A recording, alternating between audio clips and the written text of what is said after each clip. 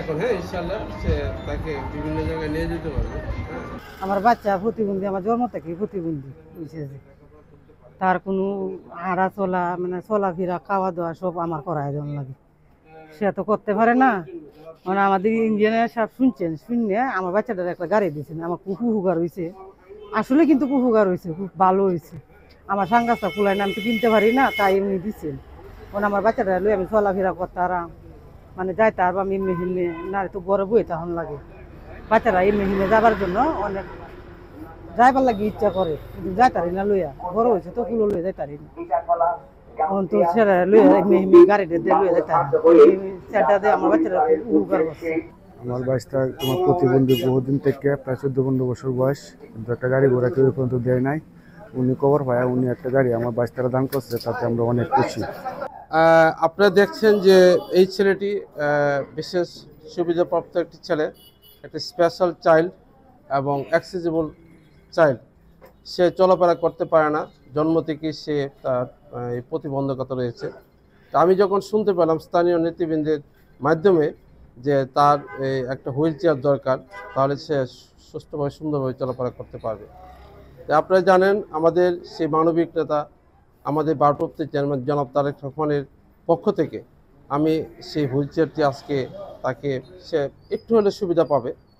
আমরা বিএনপি রাজনীতি করি জনগণের জন্য, মানসিক কল্যাণের জন্য, সেই সুবিধা বঞ্চিত মানুষের জন্য, যারা অসহায় অবস্থা আছে। গত 16-17 বছরে যারা গুম খুন হয়েছে, অত্যাচারিত হয়েছে, নিপীড়িত হয়েছে, তাদের দেখভাল করার জন্য আমাদের নেতা জনাব তারেক রহমান নির্দেশনা দিয়েছেন এবং প্রতিটি মানুষের কাছে যাওয়ার জন্য উনি বলেছেন। তারই অংশ হিসাবে আমি কিন্তু প্রতিটি মানুষের কাছে যাচ্ছি, এই কেন্দ্র আটপাড়ার মানুষের কাছে, যারা সুখে দুঃখে আছে, যারা কষ্টে আছে, যারা অবহেলিত অবস্থায় আছে, যাদের যা প্রয়োজন সেটা মেটানোর চেষ্টা করছি।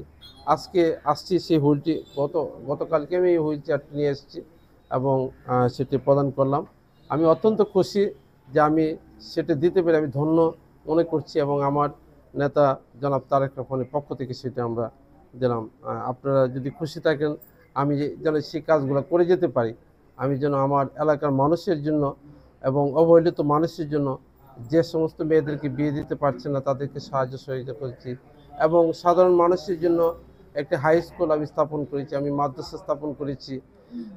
সুতরাং জনগণের জন্য দল, আমরা জানি যে জনগণই সকল ক্ষমতা উৎস।